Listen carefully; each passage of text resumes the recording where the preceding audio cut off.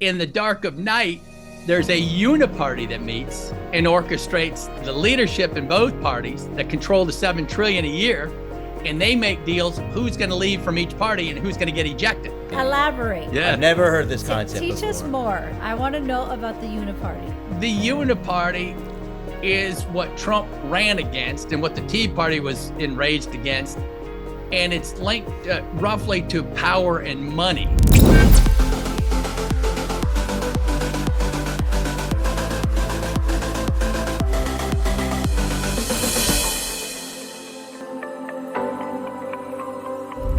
Today's episode, we have former Congressman Dave Brat, who was eaten by his own, apparently. He was in a spectacular, stellar rise to success, seating the incumbent Eric Cantor in 2014, and then promptly, after expressing his views and trying to make happen what he stood for, promptly the Republicans seem to have tried to swallow him whole. And welcome to our show, Dave. We can't wait to hear your story. Hey, great to be on. I've enjoyed chatting with you guys in advance. You're great. Thank you so much. So my first question is, please, why did you ever want to be a politician? My wife has ambitions of her own. Why? Why would you be drawn? To make this world, country a better place. Why? Please say something really horrible for us. I'll give you the short, cerebral version. Basically, I was an academic, right? So I did business, and then I went to seminary, and then I did a PhD in economics, and I worked with a bunch of liberals on Capitol Hill in the churches. The liberals were great. They cared about people. Liberals care about people. The new Marxist people, not so much. And so my development was kind of academic. Then I taught. I worked at the World Bank for a while. I taught economics for 20 years. And then I started to become more relevant and practical and applied. So I went to work in the General Assembly in Virginia for 7 years for the head of Senate Finance and helped on education choice. And then he asked me if I wanted to run, and the machine said, no, you better not do that. So I waited a couple of years, and I ran for a low slot. And the machine crushed me, and we can get into that later if you want. That's probably part of the story you want to get at. But it was just kind of, if you look at the two great economists who framed the world, they're both religious, right? Adam Smith grew up in the Scottish Presbyterian milieu, and Karl Marx, father of communism, atheist. And so, there's kind of a logic within studying the world, wanting to help improve the world, and then becoming active in the world. And so that's about as short as I can put it. That's very admirable. So, was that a full-time position when you were that first term of service, or were you doing that part-time on the side? No, that was just all pro bono. I loved doing it, and I worked for a senator who was highly ethical, and I was a professor of economics, and working with a legislator had some nice positive spillovers for the school. Mm-hmm. So share with us a little bit of your story. I know when we're reading about your views, it sounds like you're super aligned with everything that's happening now, What's right? the issue? To control this insane budget that's in the trillions unnecessarily. I mean, Take us back to what happened. Was that a different era? Your views don't sound like they were anything other than rational and normal. So can you share? They are. I mean, the Western synthesis, right, is the synthesis between Greek reason and the Judeo-Christian religious tradition, right? That's my training. It's hopefully it is rational and it's caring and loving, and but the swamp does not like that. And so just to go back a little bit to how it happened. So I ran for delegate in the swamp creatures in Virginia, who are just as bad as D.C., orchestrated it so that a 22-year-old or something would win the spot, and they arranged it so there was no vote. 4 people voted in the process, and I was like, that was after the senator already told me, I don't think you're going to do too good with this machine thing. And I didn't know any of that. I was a naive liberal arts professor, right? It took me 4 years in Congress to just start learning how bad it was. just to give you some sense of what's to come. So then I win, and I just met the pollster. I always see him at events now. He dies laughing. He had Canner up by 30, and I won by 10. So it was only a 40% swing. John McLaughlin, good guy. Right? It's like, so that it's always it's fun. Right? And then I got up in the swamp, and I was shocked. Everyone was friendly to me. A bunch of the senior guys and senators, the senior people. Hey, Dave, how you doing? I think they like the Presbyterian thing, right? Normally, Presbyterians are fairly boring, nice people. I was an economist, and so that's who I was. And so I went up, I played nice, I played team ball. I had the Tea Party backing. Now this is getting interesting, right? So here's into your storyline. So I had the Tea Party backing, and I knew I had to win the Republicans as well, right? So I ran on the Republican creed. And the creed, of course, comes out of the faith tradition, and the Nicene Creed, the Apostles' Creed, right? These creeds. And so this Republican creed was like real nice. You should have a balanced budget amendment. You should have a strong moral code. You should have strong faith. You should have constitutional adherence. And so I ran on the creed. I voted the creed. Right? There's nothing wrong with the creed. The problem is my party didn't follow the creed. And I'm going to probably bash on my party right now, right, for the next hour or whatever this thing goes. But the left is way worse, right? The left is more from liberals who used to care about kids and endless wars and all that to a bunch of Marxists. So we have to beat them. All political views are my own. I don't speak on behalf of anybody else, right? So then I get to Congress, and I get put on all the C committees where you can't raise any money. So that's a hint right off the bat, right? That they swamp budget. There's the A committees, your Ways and Means, the guys that dole out the money, appropriations, finance, transportation, all the big money stuff, right? Where there's tons of lobbyists. And then there's the B committees where you can raise some money. And then there's the C. So I was the C. They put me on the lowest of the low. I was in the doghouse from the day I got started. But you're a rookie, though. Do they do that with all rookies? Or No. It depends if you're well-heeled with establishment connections and et cetera, right? If you're under a powerful person and you will obey, you go straight to the top. For real. Was George Santos with you? Was that after you? No, I was prior. Okay. We had the Freedom Caucus. It was 35 people, right? And I was in that group.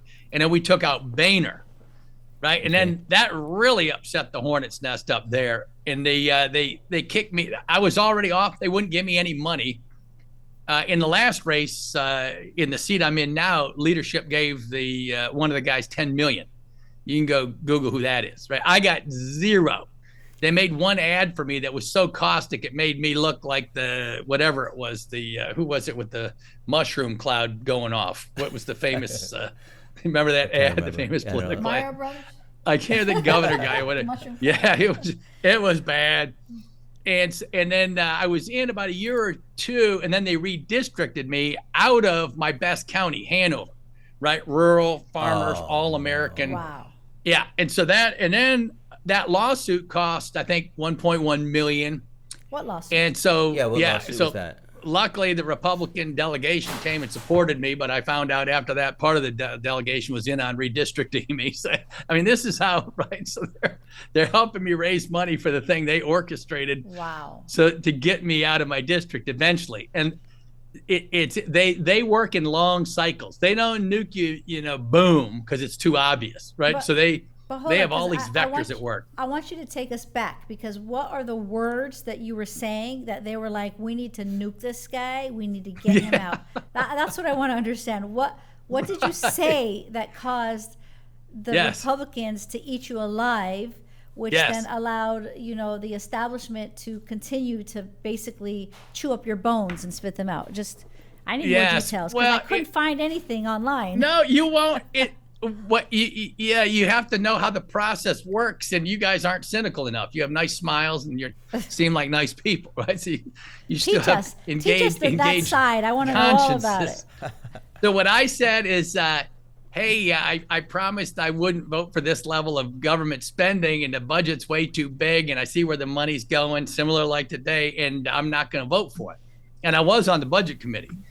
Right, so I'm not gonna, and there's your key words, right? And so in committee, I wouldn't vote for it, and then I would vote with the Freedom Caucus against rules, and all the senior guys say, "Hey, Dave, whatever you do, never vote against a rule, because that's where you play team ball supposedly." But there's no team, right? And so I was on the business committee, for example, and the speaker will come in, Paul Ryan, they'll tell the chairman, "Hey, here's the number you're going to hit at the end of the year, so you guys have fun talking about the budget for 6 months while you're on the budget committee doing important work of the American people." Well, educate me a little bit. How do the committees work? If you're a rookie and they don't really want to give any responsibility, does everybody get assigned to committees anyway, regardless? Yeah. Everybody's on a committee. Yeah, everyone's on a couple committees, 2 or 3, usually in an area. I was an economist, but they didn't put me on the finance committee because you can raise a lot of money. Mm-hmm. And so, or the big money committees where I could have been helpful to the country, right? So anyway, the whole city, to put it in very brief term, is dependent on what I called, and I went out on the press on this, and they didn't particularly love this either, the giant Excel spreadsheet in the sky. And so my shorthand story, me and Gary Palmer and a couple guys, we found we're paying $40 billion to dead people for Social Security or something. And $40 billion is nothing, right? It's like a rounding error. Yeah. Time out. And so time out. Yeah. Time out, no, time yeah. out, Go ahead. Time out. Yeah. And was this 2016? When was this? 2014, 2015. Yeah, 2014 to Okay, 2018. So 2014, you figured out that they were paying $40 billion to dead people. Yeah. Hence what they're proving today. Yeah. You said something about it to want to stop it, and they slaughtered you. To your own party. Yeah, well, it was worse than that. It's they do it passively, right? They don't want to have any dots that I could connect. So we go into Paul Ryan and say, "Hey, we're paying $40 billion. We put it towards the deficit and give it back to the American people." So, and he was like, "Let me check on it." And we're like, "You're the speaker. The speaker has all power, by the way. If you don't know, and if people listening don't know, the speaker has all power. He tells the chairman what to do, and they do it. Period. It's one person, and then he's got a staff that's that trains him in how to behave. So if you ever wonder why all speakers act the same, it's because that staff trains them in and tells them what they will say. And they'll tell them like there's secret bunkers that national security is at stake. And so we need these $2 trillion deficits. And if you goof that up, the world will explode. Or so, I'm making stuff up. But some story like this. So he goes and checks, comes back, says, "Nope, can't do it." And Gary and I said, "Can we ask you why?" And they, "Nope." And they just silence. And that's the way it works. And so what's the lesson there is, if you can't save $40 billion, that tells you what's going on, right? Because that giant Excel spreadsheet in the sky means if you take $40 billion out, it's already there. The money's there, right? So if you take $40 billion out, you're taking away from somebody. That's the key message that runs the universe, right? And that money moves. It ain't going to the people, the deficit. It's going away from somebody else. That's a donor, whatever. That right there is your entire show for the day in terms of policy.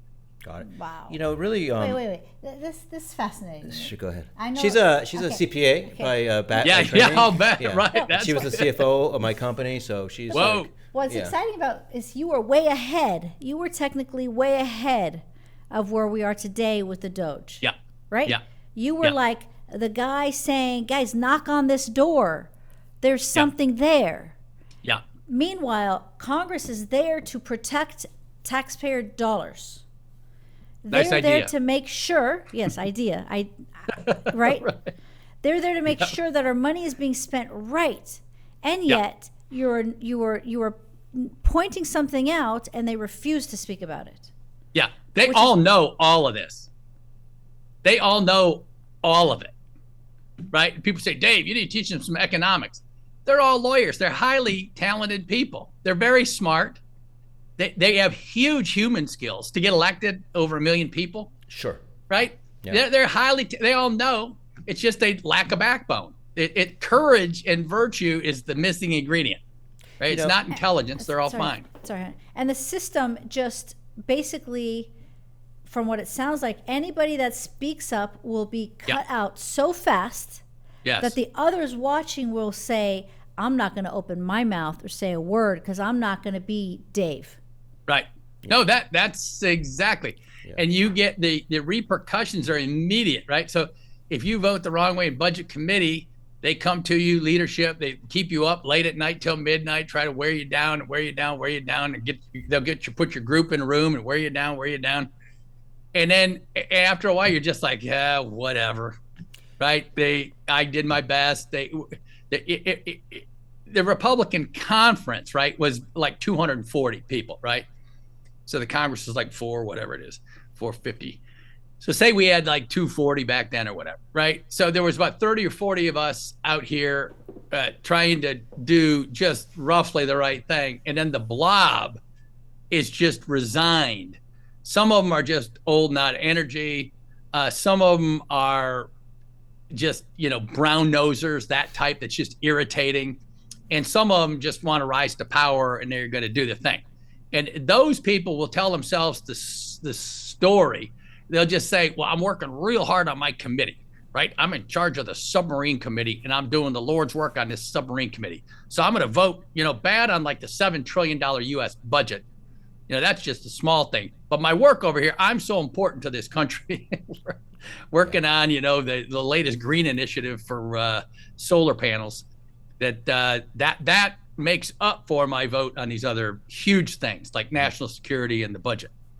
I'm old enough to, this is a pet peeve of mine. I'm old enough to remember when people, our politicians voted for their constituents and what they believed in. And then it started to shift gears, maybe in the 70s perhaps. And then, reaching across the aisle, remember that phrase? Yep. And then as time went by, God forbid you vote out of step with your party, it's complete and utter suicide.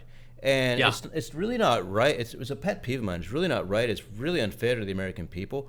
We have no representatives. Seriously. There's no representatives. Yeah. The companies that are benefiting, the people that have their hand out that are getting the money are the ones that are benefiting, and their machine is so strong, they're here to cancel anyone who says otherwise. Yes. Except it's even worse than what you just said. It's gone beyond you won't go get your party to in the dark of night, there's a Uni-Party that meets and orchestrates the leadership in both parties that control the $7 trillion a year. And they make deals who's going to leave from each party and who's going to get ejected. Whoa. Right? Repeat that again. And if you let my guy over here go, I gotta know who's on the committee, who's got a problem and he's sleeping with a Chinese spy, how is that person still in Congress? Good question. Might want to analyze that. Wait, right? Dave. The Uni-Party. And then we'll get a guy that's done this, Dave, and they stay. Hold on. I can tell I got you excited with this concept. This is about to be an educational show. I need to know all about this, too. I need to know about this, too. The Uni-Party. Elaborate. Yeah. I've never heard this concept before. Teach us more. I want to know about the Uni-Party. Yes. Explain that again, but slow it down. Yeah. We just zipped right through that. The Uni-Party is what Trump ran against and what the Tea Party was enraged against. And it's linked roughly to power and money. And so you can also refer to the Uni-Party, the globalists, the establishment. Some people, Mike Benz is the expert on this stuff, calls it the blob. Private folks? Yeah. Private folks are the Uni-Party. Oh, everybody. Private, public, NGOs. You just saw the huge evidence of it come out, the receipts. Here's the question for you. Who's writing your story, you or some random dude on the internet? If you're sick of Google, gossip blogs, or that one angry ex controlling how the world sees you, it's time to do something about it. Erase.com helps you take back your narrative by removing harmful content, outdated info, and straight-up lies from search engines. Your past shouldn't be a permanent headline. Erase.com gives you the reset button that the internet forgot to include. So don't let the web define you. Go to erase.com, use code ERASED for 10% off, and start owning your story today. Links in the description. Click it. Your future self will thank you. So this is no longer a theory, right? Wow. So the State Department, under the State Department's USAID, USAID is funding all sorts of NGOs, Protestants, Catholic, Jewish groups, all in the blob, in favor of illegal immigration, all the church groups somehow, because they're getting money. And then you saw CIA cutouts, and you saw the FBI and the CIA corruption and 51 intelligence officers that broke the law, and on and on and on, right? And these are protected by both parties, right? Both parties have members from their party in on this thing, and they all work together. And you can see it in certain key votes. Like, just ask the American people. When you see votes that where the American people totally different from what the elites are doing, right? Like 10 million people, illegal border invasion. Sure. Average American's like, no, I think legal would be better. Or the war in Ukraine, 1 million dead boys laying on the ground, dead boys, right? Ukrainians, Russians, all made in the image of God. We're for that? Who's for that? I'm not for that. Right? I don't get who's for that. Both parties are. Both parties voted for it. True.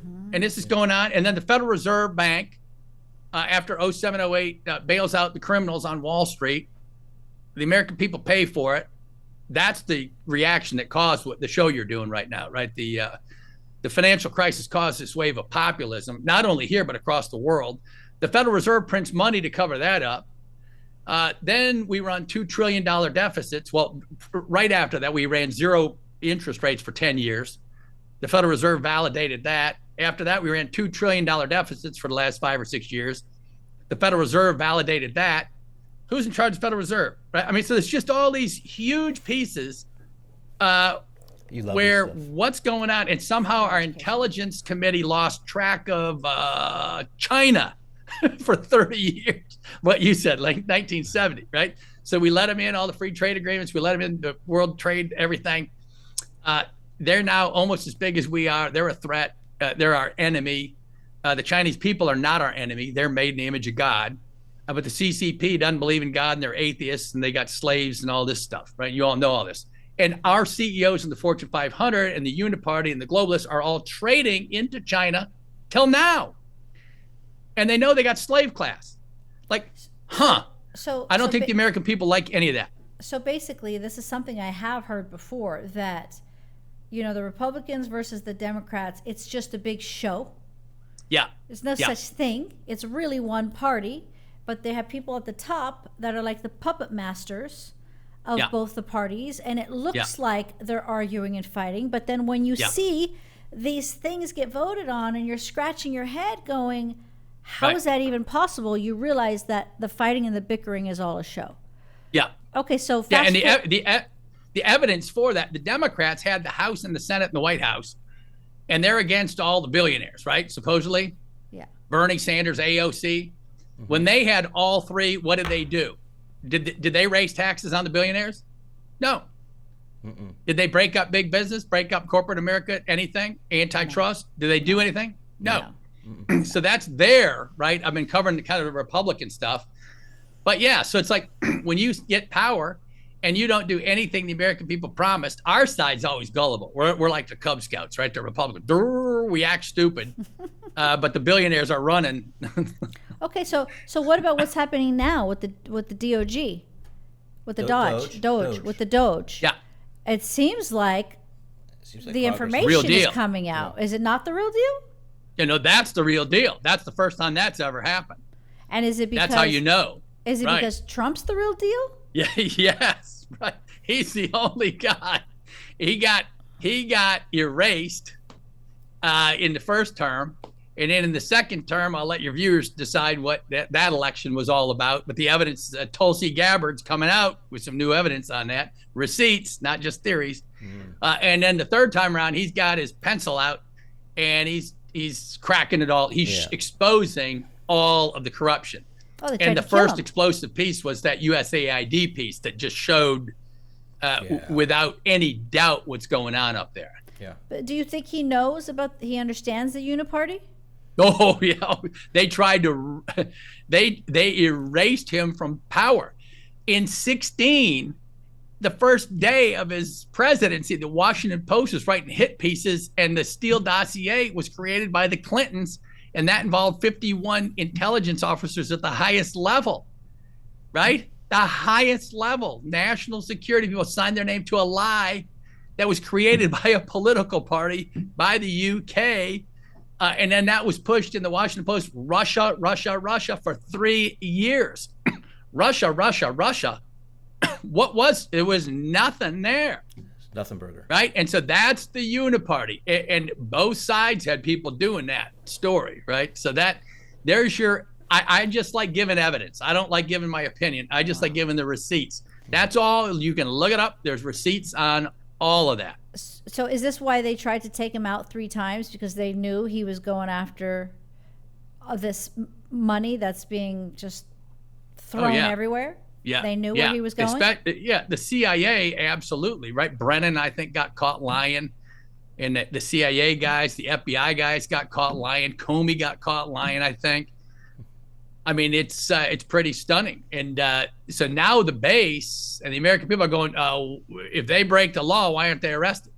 Right? Bannon got put in jail for not showing up to a sham committee meeting that Pelosi set up with no Republican members and no lawyer. I mean, right? And he goes to prison. And Navarro went to prison because he's the architect of the tariffs, and he wouldn't show up for the Pelosi sham trial. And if you looked at it, it was really a sham trial, and they wouldn't show up because the Republicans didn't have equal representation. They didn't have a lawyer. They didn't have due process. And so, there's a bunch of problems we got to sort through. So going back to you and your journey. Can I just say something real fast? Yeah. Because this is what's exciting me about this show, Erased, right now. Yeah. You're actually teaching us, I love this, you are teaching us the reason behind cancel culture, especially in the political world. This could be the first time on a show like ours, Erased, where it goes to the root cause of why people have been erased. And, we have been interviewing a lot of different people who supported Trump and were erased because of their support of Trump. So they didn't just try and cancel. Right. They go and if you want the answer book ahead of time for the show, it's Kash Patel, Government Gangsters, and they went after him big time. And then Mike Benz, who's one of the top intelligence minds in the country. Both of them are brilliant people. If you interview them, they'll give you way more than I got. They'll give you stuff that'll blow your mind. Well, maybe you'll connect us with them. What do you think about that? Sure, good.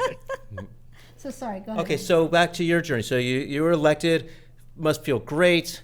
Everybody's super excited. Your family's really excited, and almost from day one, you feel like, oh, this is not what I had planned for.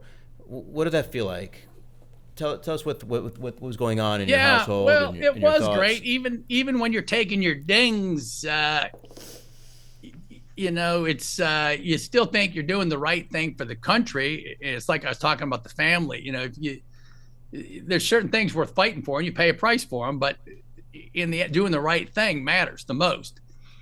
So you start getting worn down. In the first 2 years, I was still kind of green and gullible and didn't get all these forces that I'm talking about now. And so it was going pretty good. I was doing with colleagues, and we thought we were going to make some hope. And then the Republicans said, well, if you give us the House, we're going to do this. Then if you give us the Senate, we're going to do this. Then if you give us the president, we're going to really do this. Right? In 2016, we got all 3, and we didn't do anything. And we promised to repeal Obamacare for 7 years, and we didn't. We put in some Paul Ryan Medicaid little thing, and that raised healthcare costs by 20% in the first year. So I went on TV and said that. Paul would walk by and just go, and he knew I never lied. Right? He knew. He said, there goes Brat. And so they found that irritating, and they're like, it's fly in the ointment, like doesn't belong up here with us sophisticates. And so, and then Trump won in 2016. He came down and visited me because I was the canary in the coal mine. He wanted to see what was this. And I had major opposition, some silver hair people in the party structures who were just terrible. And Trump comes down and wows them and says, where'd you put my buddy Brat? Where he read the room like in 1,000 people, this golf thing. And they stuck me at the back table, and Trump's like, hey, where'd you put my buddy Brat? Where's the best congressman? Where? That's awesome. Hey, why'd they stick you in the back, Dave? So he called out everybody like immediate. And my wife and I like diving under the table going, oh, God, we're dead. We're dead. The newspapers are going to crush it. Get me on the newspapers coming up. But then after that, it got real tough. In suburbia, there was a war. the left just came after Trump and anyone that supported him, and I supported him. And so that was a major. And I don't cheerlead like, we're always right. Right? I'm telling you, where I told my party, you're wrong. Right? So when I say I support something, I wanted a shakeup of this corruption. Mm-hmm. And that's what I saw that Trump could do, and he has done. You're kind of wired the same way. We got into our own cancellation journeys. My wife, her journeys she has an amazing bullshit detector. She saw very early on that things didn't seem to add up with all the mandates and so on. Right. And she had to speak up and had to speak up in the loudest possible way. A lot of people don't do that, and you sound like you're the same. You saw something, and you see something, say something. You have to. Right. And it cost you as well. Yeah. You served one term and out you go. Would you have done things differently if you could do it all over again? No. There's only one way to sleep at night. And I actually was in 2 full terms and a hair more, but it was 2 full terms before Trump and then after Trump. And then I won by 15% and won by 15% and then lost by 1.5% to a CIA agent. Are you getting where this is going? Totally. So the CIA, she didn't have to say anything about her position or what she did, or what a way to run for office, right? There's no record on anything you've done, what your job was. And then the 1.5 is also kind of a giveaway, because if it's more than if you lose by less than 1%, you get a recount. And if it's 1.5, it's just over. So I'm no conspiracies, but no coincidences, right? So 2000mules.com. And to win by 15 and 15, and then that's a 17-point turnaround. And now, in light of the CIA and the FBI and the deep state, I'm going, But to get to your question, so is it worth it, or what would you have done? I would have done it all over again. And now I'm in a good spot right now, and I know all this, and I'm on shows like this, and I'm doing maybe the more important thing like you guys are doing, which is educating the people so this cannot happen, right? And why people keep electing people who vote for $7 trillion budgets and lie, I don't know. But I guess my question is, okay, so Trump is president right now, but you still have, they're still voting for this. They're still not doing enough to stop the insanity. Can one person break this up? Like, what could we do as the people besides not vote for these people? How do we know the next person coming in isn't just going to get canceled and kicked out? I mean, what can we really do to take this place to where everybody is that's supposed to be working for us is truly pro-America, and it's not smoke and mirrors? What can we do? No, that's the right question. The serious answer to that is a spiritual awakening, right? The founders, even some of them were very Christian, some of them were somewhat Christian, somewhat secular, Jefferson, whatever. But they all, Ben Franklin, this smart aleck probably, they all said this republic was created for a moral people. So in K-12 education right now, a kid doesn't even know what morality is. They're not, what's morality? Can you name it? What system? Like the 10 Commandments, Moses, anything? You got anything? No, right? So at a serious level, if you don't know why you're on the planet, and that's not religious, that's Socrates, right? Mm-hmm. Why am I here? What's a good life? What is a good life? What's a life worth living? That's Socrates. And you can't teach that in the public schools, because you might create thinkers, and they certainly don't want thinkers up there, right? Or people. So that's one level. The other level of what you can do is write op-eds in your papers across the country, and do podcasts and get young people to multiply it, right? Get the young people are sophisticated, get them to blow up your numbers, right? And push the information out so we don't have to keep going through this. And we have a window with Trump right now, and that's why he's doing great. You saw the pharmaceutical piece yesterday. The tariff piece is having profoundly good effects. The stock market went down at first a little bit. The mainstream media said it's like 1929 in the Great Depression. I mean, it's just, you can't make up, right? Markets are actually up a little bit, right? Since the tariffs went year on year, the markets are up, put it that way. So it's just total false information by who? Who owns all the mainstream media? Ta-da! The Uni-Party. So, is your family deeply involved in your politics, or do they just like, oh, there's Dave doing his thing? When things were really getting really bad, Right. you I guess you were living in Washington. I assume you went back and forth. I assume. And Yeah. Did they see you depressed or down? Like, what were your spirits like through all of this It's stuff? pretty good. It was pretty. I viewed it as my duty. So if it's your duty, it's like a general. You go to war. What are you going to do? Come home depressed? Right. So no, the kids. I just let the kids kind of float on their own as best I could. I didn't want them in the middle. I didn't make them do work for me or any of that kind of thing. My wife is like your wife. She's she's a truth teller of fire. Once she hears something, she kept my blood rushing. I'm the northern cool-blooded, frozen chosen, and she's the southern hot-blooded everything. She's got the Irish and Italian and all the excitement in her. So it's good. And so she's still fighting with me. We're still trying to tell the truth. And it was a good team. And so I really don't get into family because the press will abuse that. If you convey any information, the blob is so corrupt and evil, I cannot tell you. And that's one of the downsides, is if you are virtuous, there are people without virtue who will use your virtue as a weapon to attack you. What's the worst thing that the media said about you? Like the worst? It just went on. It's just constant. My own paper, the Richmond Times-Dispatch, and the editor, I'd call them up every Saturday morning. They'd lie every single week. One day I said, the Greeks, we're talking about education policy. So there's these guys, Socrates and Plato and Aristotle, the smartest guys that ever lived, as far as I know. No one's real. All the Western philosophy, they say, is a footnote to Plato. And I studied that for 30 years. And I said, these guys got pretty smart studying on rocks. And the headline next day, Brat says education should eat rocks. Oh, my God. Right. I mean, just as an example.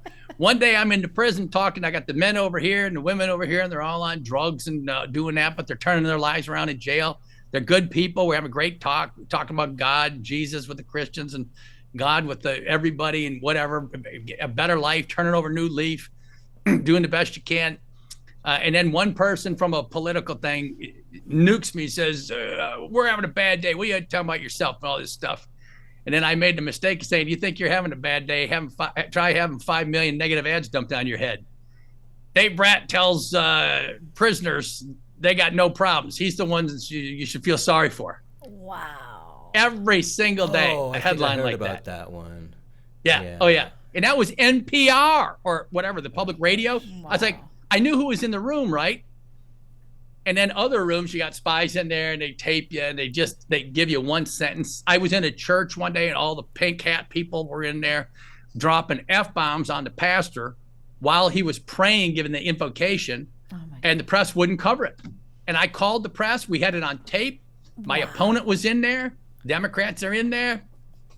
Nothing. That's and I'm like going, wow. Yeah, because wow. we don't And have then a voice. people wonder, like, why do you want Trump? That's why.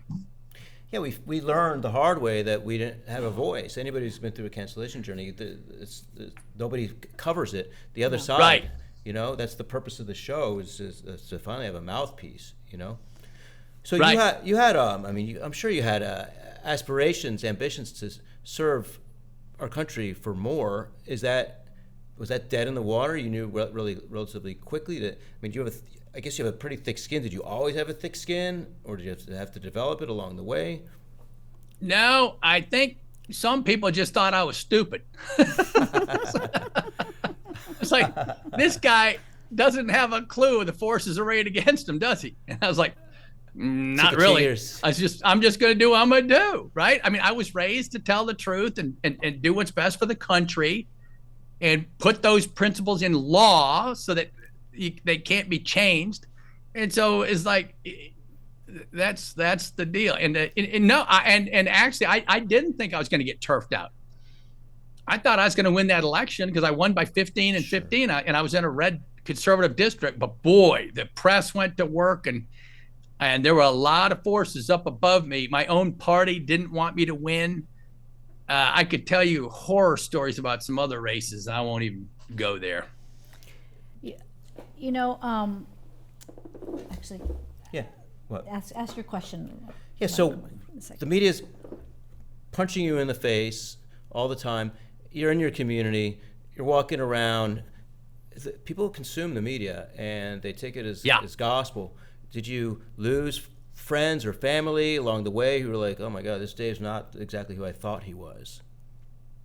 Any stories like that? Yeah, and toward the end, it got bad. I mean, we were in a cheesecake factory one day, and this old lady yells at my daughter, who's like 8 years old back then. I mean, this is the extent of like nasty, right? I mean, and the left says that the conservatives are the nasties. I wouldn't condone. I wouldn't let any of my people treat anybody that way, right? And so that and then it gets into your head a little bit. You're in church with Christians who are supposed to love your neighbors, kind of one of the key ideas, and that'd be nice. And you just see less than love, and I love them. I didn't care if they're Democrats. I don't care if they're Marxists. It's like I try to convince them they're wrong, but I'm not going to get nasty. And so it's just the other side doesn't have any corresponding virtues that they have to live up to, and so I had to live with that. That's a problem. I mean, if your kids were that young, were they being impacted at school? Would they come home crying, saying, and I won't go into that, but our public school system does not defend the innocents. I'll just put it that way. Definitely. Right? You had incidents. And it's not just my kids with these issues. There's kids that are getting pummeled and whatever. And these public school principals are under pressure and they cave to the loudmouth parents. And it just should not be that way. And that's why the school systems are getting blown up right now. We have a school, we run Centner Academy in Miami. Yeah. No, I did not. Good. That's why we got blasted, because I stood up against wanting the teachers to get the COVID shot. I did not want them to get it. I was not supporting it. I was not for it. And we're also very anti all this insanity. So while the other schools are allowing, parents to bring their kids to school with a litter box, we're like, no. Your kid needs a psychiatrist, not a litter box. Right. So we've been very loud about we being mainly me. Right. No, that's good. I can feel it coming. It's good. I've been on Turning Point, and in one of my speeches at Turning Point, I actually showed the audience some of these books that public schools are allowing little kids to read. Good. The GABCs for 5-year-olds, inappropriate. Yeah. Or way more pornographic than that. 10-year-olds in public schools are reading books where you see illustrations of transgender with a dildo on, strap on, and another, he, she in front of her, doing the act. 10-year-olds reading these books. And so to us, it's insanity. It's truly insanity. Yeah, well, and it's worse than insanity because it's intentional. This is policy that's inflicted intentionally on the kids. It's not that these kids are insane. This is a strategy, and the Marxists have had this on paper for 100 years. And this is how you tear a society apart. You go after the churches and the morality and you get the kids, right? And that's what they're doing. Yeah. You confuse them. You beat them down. You break their self-confidence, their self-esteem. You make them think they don't know who they are, or that they can choose who they are or what they are, or the 56 other, genders or whatever. I just have a quick comment again. Sorry, honey. No. But got her started. One common theme that I'm seeing on our show is the people that seem to be really taking a stance are the ones that feel they're very purpose driven. Like you said earlier, that they believe in a higher power. Right. And that like God chose you to make a stance, to use your voice. And I felt that as well. I felt like I didn't have a choice. It was like God was telling me, listen, little girl, you work for me, and you're going to get slapped around and it's going to hurt, but I need to use you to be my voice. Right. And I feel like, if that's the message of this show and the inspiration that we can give others, as Alan said, fight, to really not be afraid, even when it hurts. Even when you need to get up and lick your wounds. And say, that's going to take a little while to heal. At the end of the day, it's going to heal. And there have been some situations where, like Roger Stone, his wife suffered serious health issues because of the, PTSD around what they experienced as a family. Because you go through this journey as a family. I didn't go through it alone. I went through it with my husband. We're impacted together. What impacts me and hurts my soul hurts his soul. We get up together off the floor, lick our wounds together, and hold each other up. And I also notice another common theme. Our guests have had strong spouses. Yes, that's true. Right? That's across the board. Yeah, for sure. That's a good observation. Because we're the success stories in terms of, hey, we're here, we're not going anywhere. Yeah, that hurt, but we're here standing strong. There are people that have been canceled and have committed suicide. Yes, I know. It's sick. It's there sick. Are, Yeah. Oh, yeah, yes. We interviewed Eddie Gallagher. And also the Navy SEAL and the lady who one of the Navy SEALs committed suicide. And he felt after that it was his duty to stand up against to do it. tyranny. It is. And the flip, and the flip side of it is people that don't have any purpose in their lives are miserable. And the point isn't to judge them. The point is to give them hope. Well, part of the problem is they cause harm, though, too. They're miserable, can't see, I know. And they actually try to hurt others and bring others down. And that's the law. Then that's time for the law to kick in. But if this show could do anything, it could give others inspiration. To tap, into that strength, to tap into, the higher, to God. And know that it could hurt. It might hurt. You might drop in finances. We voided, 7 figures of contracts just because the parents thought I was trying to kill the school because I wouldn't let the teachers get an experimental, what. Right. And, you have to know that when you're going through the hurricane, you will come out stronger because your soul will be stronger. And at the end of the day, we're not going to take this money with us, are we? Nope. And the God piece is huge, right? The God with purpose and the purpose-driven life. And there's books out there on that for people who are listening. That's a good entry point. And God is objective, right? In the Judeo-Christian West, God is a person, right? It's not just some abstract idea. And so that person, entered history as well and suffered with us, right? So there's a story there about suffering and then redemption, right? So you're right, the good news does come in the end, but it doesn't mean you get out of suffering, but that's part of a purpose-driven life. And then for the more secular people, you may want to check out a book by a Jewish atheist guy, but one of the smartest guys ever is Alan Bloom, University of Chicago philosopher. He wrote Closing of the American Mind. And it's a tour de force through the Western tradition.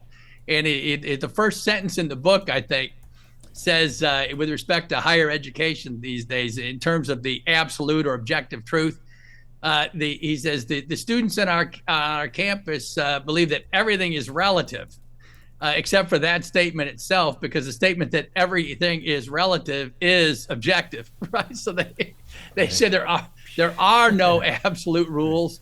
Well, they're making an ethical statement too, and they're wrong, right? So I mean, and he's very smart and witty, and it's a thick read. It's a hard read, but he is a Plato freak, and there's nothing wrong with going with Greek reason. So going back to we have bullies in our school on occasion, and Yes. and we have zero tolerance, and they're out. Good.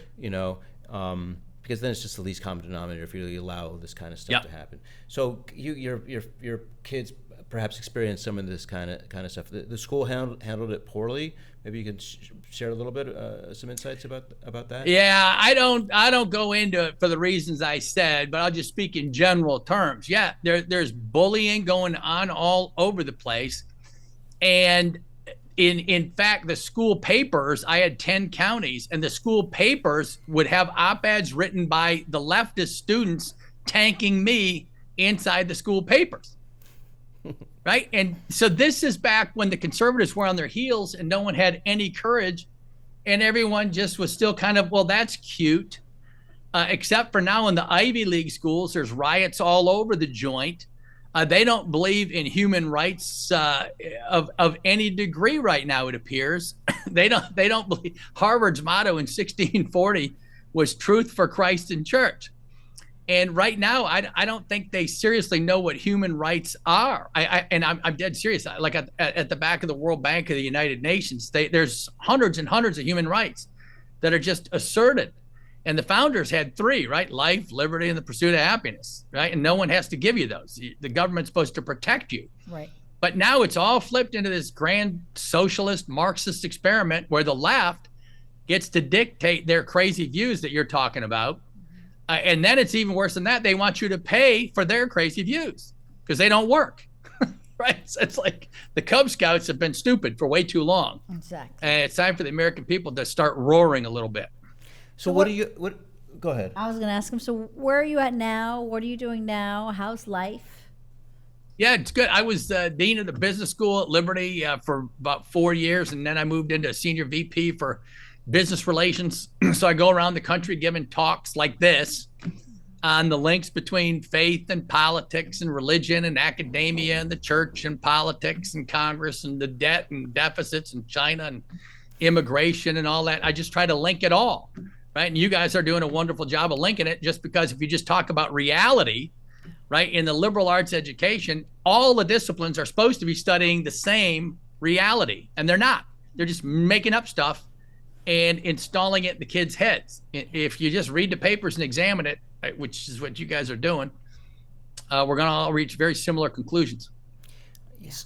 So I have to ask you, what do you think of the format of the show? Oh, I love it. Couldn't be better.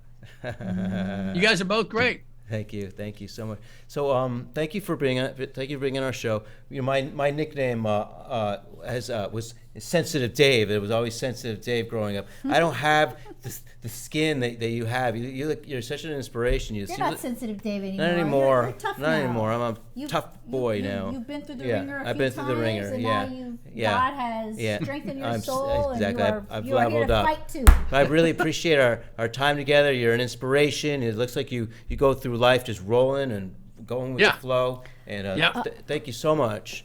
No, you're welcome. And just let me share one little data point. Liberty University, we have a CEO summit, October 15, 16. You can just Google it. And if you're interested, let me know. And then also I go around the country giving talks. So I've been to all the major cities in the country and kind of linking ideas. So if you want me to come to a city, just Google me at Liberty University and please invite me to your city. Well, I look forward to meeting you in person. No, you guys too. Thank you very much. I appreciate what you're doing. We need way more people doing this. Thank you, buddy. Thank you. Appreciate it. Appreciate you. Good. Thank you. All right, you guys too. Have a great day. Good. Bye-bye.